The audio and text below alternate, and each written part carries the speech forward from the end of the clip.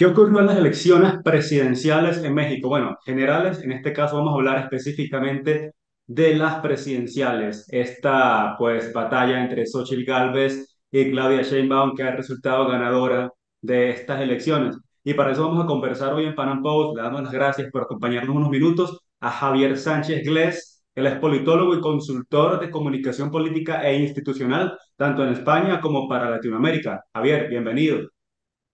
Un gusto saludarte, José Gregorio, a ti y a todos los lectores de Pan Am Post. Sí, primero quisiera que habláramos de una manera general. ¿Qué cree que ocurrió? ¿La campaña del oficialismo fue muy buena o la de la oposición fue muy mala? Bueno, en primer lugar, yo creo que hablamos de la crónica de una muerte anunciada, citando la famosa novela, pero una muerte de mayor distancia y mayor calado de la que nadie jamás, prácticamente nadie llegó a estimar. Aunque lo avisamos en algunos artículos en Pan Am Post, evidentemente nadie pensó que la derrota fuera de más de 30 puntos y que Claudia Sheinbaum se convirtiera en la candidata más votada de la historia de México. Yo creo que se juntan las dos cosas. Cuando una derrota es de tal tamaño, se junta, por un lado, la campaña oficialista ha sido muy buena, una campaña de 6 años. Yo creo que no se premia la campaña de Claudia Sheinbaum, sino que se premia la campaña de 6 años que ha hecho López Obrador. Cada mañana López Obrador tiene un altavoz que era la mañanera, que es una herramienta de comunicación política brillante, hay que decirlo así de claro. Cada mañana él ha marcado la agenda, ha marcado los temas sobre los que ha bailado la oposición, sobre los cuales ha bailado todos los medios de comunicación. Y claro, cuando tú te enfrentas a una bestia del calado de López Obrador, una bestia comunicativa como él, y que encima tiene todo el aparato del Estado a su disposición, que pone una candidata que encima ha tenido a su favor la Ciudad de México, que es un bastión de la izquierda en México y que tiene los recursos que tiene, pues lógicamente tú tienes que ser muy bueno, tú tienes que estar muy unido y tienes que tener una estrategia muy clara y trabajar mucho, muy duro y durante el mayor tiempo posible. Xochitl empezó bien en el mes de septiembre, cuando es nombrada candidata, tiene un gran lanzamiento, pero fue un efecto gaseosa, que decimos en España. Empezó con fuerza, pero se quedó enseguida sin nada de presión. Y Justo eso le fundamentalmente quería por los preguntar, propios, justo eso le sí, por quería sus preguntar propios porque errores, fundamentalmente. correcto, recordé ese artículo en el que usted hablaba del efecto gaseosa de Xochitl Gálvez y pues quería preguntarle cuál cree que fue el mayor desacierto de la oposición. ¿Fue tal vez la escogencia de Xochitl Gálvez? ¿Tenía la oposición mexicana un mejor candidato? ¿O fue parte de la estrategia general que inicialmente pues tuvo este impulso, la candidatura de Xochitl Gálvez, pero inmediatamente se desinfló y no hubo manera? Usted también lo comentaba como en un momento, pues, tanto Claudia Sheinbaum como López Obrador atacaban a Xochitl Gálvez y finalmente simplemente decidieron ignorarla. Y no hay nada peor que te ignoren, ¿no? En este caso simplemente decidieron ignorarla porque se dieron cuenta que pues no necesitaban atacarla, simplemente ella se iba a desinflar sola como lamentablemente le ocurrió a ella, ¿no? Sí, yo no le echaría la culpa directamente a Xochitl. De hecho, yo creo que uno de los problemas que han tenido es que no han dejado a Xochitl ser como ella es. Ella es una mujer muy fuerte que en su momento emprendió una campaña en el estado de Hidalgo en el que demostró su valentía, pero uno de los grandes problemas que han tenido es que no la han dejado ser, no la han dejado ser ella misma. Como ella misma ha reconocido después del primer debate electoral, lo dijo así de claro. Hay un montón de asesores que me están diciendo lo que tengo que hacer y me estoy equivocando haciéndoles caso, así que a partir de ahora voy a ser yo misma. Con lo cual, cuando una candidata dice eso de manera pública, está quedando claro que hay errores en esa campaña y que hay problemas. Por un lado, yo creo que el hecho de que la oposición mexicana esté desunida y que esté en un conglomerado de partidos que ya no van a ningún lugar, es decir, ni PRI, ni PAN, ni PRD, son partidos que sumen nada, sino todo lo contrario. Xochitl en algún momento dado vio que tenía posibilidades si iba de manera independiente, pero después quedaba claro que era una candidata de estos partidos, unos partidos que representan el pasado, representan la corrupción y que no tienen absolutamente ningún futuro, ¿no? La oposición mexicana, si sigue anclada a estos partidos, volverá a fracasar de nuevo. Y luego hay otra cosa fundamental, y es que la campaña de Xochitl comenzó en septiembre. Si la oposición mexicana quiere derrotar a López Obrador, a Claudia Sheinbaum ahora, aunque López Obrador va a seguir muy presente. Si la oposición mexicana quiere derrotarles en el año 2030, tienen que empezar a hacer la campaña desde hoy mismo. Hoy mismo tienen que empezar, tienen 6 años por delante. En eso tienen mucho que aprender de López Obrador, que llegó a la presidencia después de 3 derrotas y después de cada derrota él comenzaba la campaña para la siguiente elección. Entonces tienen que empezar ya, tienen que olvidarse de estos partidos que ya no sirven para nada y que no aportan absolutamente nada y construir desde ya una estrategia clara que no vaya dando tumbos como han hecho estos 6 años y que no les lleve al desastre absoluto en el que han acabado. Usted dijo, López Obrador va a seguir estando detrás. ¿Cree que va a seguir estando a la sombra del poder con Sheinbaum, que pues usted mismo lo ha mencionado, ella fue prácticamente escogida a dedo, o hay posibilidad de que ella sea parte un poco de López Obrador, como le pasó tal vez a Correa con Lenín Moreno o como le pasó a Evo Morales con Luis Arce? No hay posibilidad de eso. Mira, son buenos ejemplos los que citas. Yo creo que la historia nos demuestra que la mayor parte de los procesos de sucesión acaban en traición. Yo creo que prácticamente en todo el mundo, no es algo que ocurra solo en América Latina. Y yo creo que posiblemente en algún momento dado Claudia Sheinbaum le dirá a López Obrador, oye, que ahora mando yo, que ahora soy yo la presidenta. Eso va a ocurrir en algún momento. Yo no creo que ella sea una títere constante. Y en el momento en el que eso ocurra, con cualquier excusa, con cualquier motivo, ahí empezará a haber fricciones en Morena. La principal esperanza que tiene ahora mismo la oposición en México es que el liderazgo de Claudia Sheinbaum no va a ser el de López Obrador y que va a haber fisuras en Morena. Va a haber problemas de Claudia Sheinbaum con López Obrador. Vamos a ver en qué lugar queda Marcelo Ebrard, que fue ese hombre que intentó ser candidato pero no lo logró. Va a haber división. Yo creo que ese bloque al que unía López Obrador, ese bloque ya no va a ser tan granítico, no va a ser tan fuerte y que alguna fisura va a haber y que la oposición, si está bien articulada y está bien organizada, podrá aprovecharlo y podrá encontrar algunos lugares por los que hacer daño, ¿no? Por los que poder llegar al pueblo de México, que es lo que no han logrado en esta ocasión. Entonces yo creo que Claudia tiene también ese problema de que tiene que suceder a alguien que nos guste o no, es alguien muy grande, que es un tipo que ha logrado un éxito enorme y que conoce muy bien a México. Yo dudo que Claudia Sheinbaum conozca también a México y a los mexicanos como López Obrador. De hecho, yo creo que el gran éxito de Claudia Sheinbaum y que ella ganó la campaña en el mes de septiembre del año pasado, cuando López Obrador la señaló con su dedo y la nombró candidata. Yo no creo que la campaña oficialista de la campaña de Claudia haya sido realmente tan buena. Yo creo que lo que han premiado los mexicanos, insisto, nos guste o no, han premiado a López Obrador y su gestión.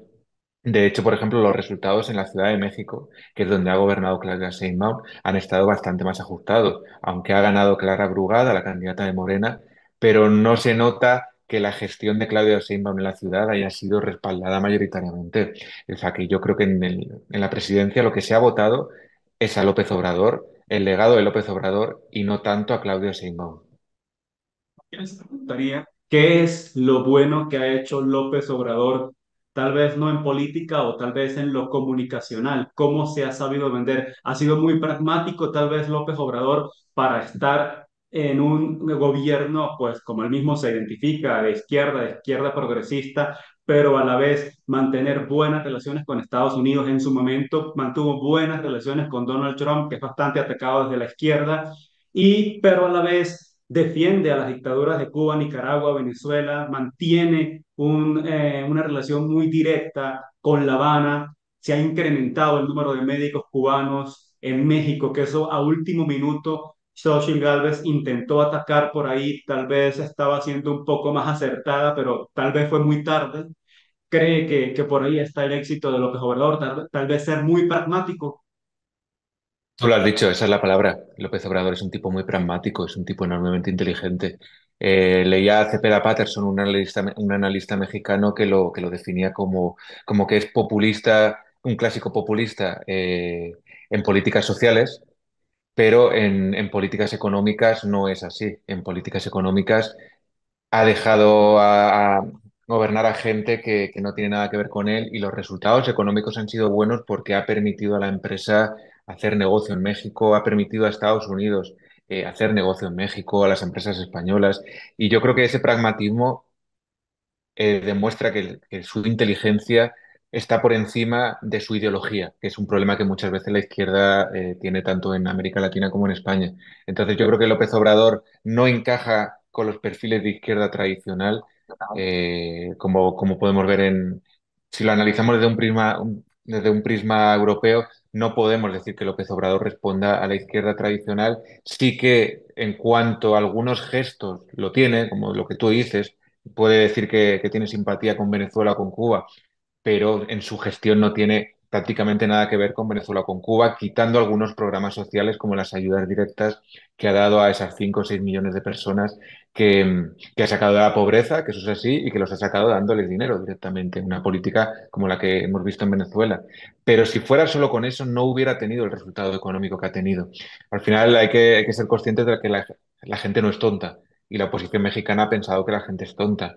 Y López Obrador no ha tenido solo el apoyo de esa gente pobre, sino que Claudia Sheinbaum ha llegado a 35 millones de votos. Se ha convertido en la candidata más votada en la historia de México. Y eso lo ha logrado López Obrador con unas políticas muy transversales. Ha logrado crear una nueva clase media en México y esa clase media le ha apoyado. Por eso yo dudo que Claudia Sheinbaum pueda lograr un resultado tan bueno, porque es muy difícil lograr algo como lo que ha logrado Andrés Manuel López Obrador. Sí, lograrlo por ella misma, ¿no? En este caso, pues Sí. estamos hablando claramente de que tal vez no llegó ahí si López Obrador no le hubiese levantado la mano. Ahora, usted también habla de la posibilidad de que ya durante su gobierno ella se aparte y le diga, espera, que ahora quien manda soy yo, ¿no? Es posible que esta diferencia la podamos ver tal vez en política exterior, que es lo que más se le ha criticado a López Obrador, y de repente con el caso de dictaduras como la de Venezuela, que hace poco, hace un par de semanas, si no me equivoco, un medio internacional le preguntó a López Obrador sobre su posición en cuanto a las elecciones del 28 de julio en Venezuela y él simplemente dijo que él no sabía, que no opinaba, prácticamente se lavó las manos, tal vez apelando un poco México siempre a esta doctrina Estrada de no intervención, pero parece que es un poco a conveniencia, ¿no? Porque cuando se trata de Milei sí lo ha atacado directamente, pero en el caso de Venezuela dice, no sé, no me meto, ¿no? Tal vez pudiéramos ver una diferencia con Claudia Sheinbaum en política exterior. López Obrador, en ese pragmatismo del que hablábamos, destaca porque no se mete en guerras que no vaya a ganar. Es decir, él con Estados Unidos se ha llevado bien porque ha aceptado que era una guerra que no iba a ganar.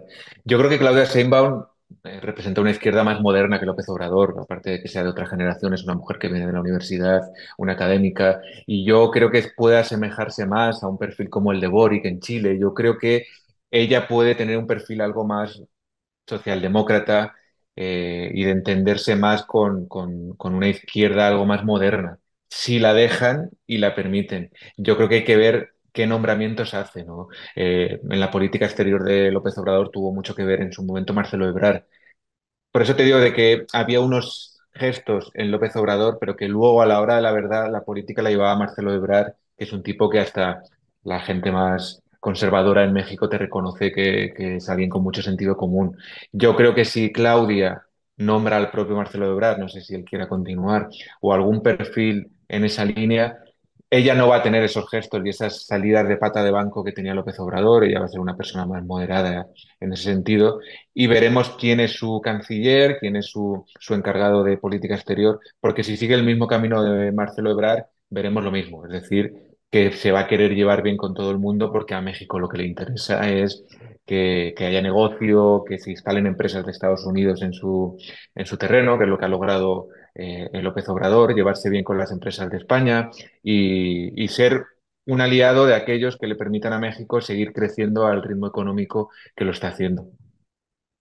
Sin quitarle más tiempo. Usted dijo, la oposición mexicana, si quiere hacer algo de acá a 2030, tiene que comenzar a hacer la campaña ya.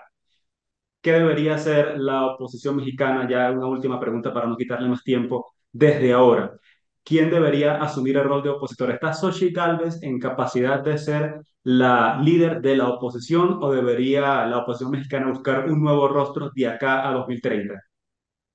Bueno, yo creo que Xochitl después de esta derrota, aunque ella no sea la directa culpable, Xochitl queda invalidada, igual que todas las dirigencias de estos partidos que hablamos. De hecho, yo creo que todos estos partidos quedan invalidados. Yo creo que tienen que buscar un perfil nuevo, un perfil de fuera, algún empresario de algún lugar que se me ocurre un nombre, pero prefiero no decirlo, que ha estado también vinculado en estos tiempos. Bueno, Claudio X no sé si han oído hablar de él, puede ser un perfil, alguien diferente, alguien que no venga de la política tradicional, como Un era Xochitl, una outsider. buena idea, sí, Necesita, un outsider. necesita la oposición mexicana un outsider. Sí, necesitan un outsider que no tenga nada que ver con los partidos tradicionales que solo manchan y que no haya tenido nada que ver con esta derrota sin paliativos, porque si no, obviamente alguien que haya tenido que ver con esta derrota queda invalidado para hacer nada. Por lo tanto, tienen que buscar un outsider que empiece a construir estrategia desde ya, que empiece a aparecer en medios desde ya y que empiece a escuchar de verdad a la gente de México. Yo creo que uno de los problemas de la campaña de Xochitl es que ha habido un mensaje basado en lo que decían los columnistas, los opinólogos, la gente de poder, la gente de los partidos, y yo creo que necesitan saber de verdad lo que opina el pueblo de México para construir ese discurso y ese relato que permita hacer frente al gobierno de Claudia Sheinbaum. Tienen ahora mismo 6 meses de López Obrador hasta el periodo de transición y en estos 6 meses son los que deberían construir eso ya para que el día siguiente de que Claudia Sheinbaum tome posesión, de verdad haya una oposición articulada que plante cara y que por el bien de la democracia en México construya esa alternativa. No sé si el Javier Sánchez, por habernos acompañado con un post estos minutos con su acertado, muy acertado análisis. Muchas gracias, un saludo, encantado.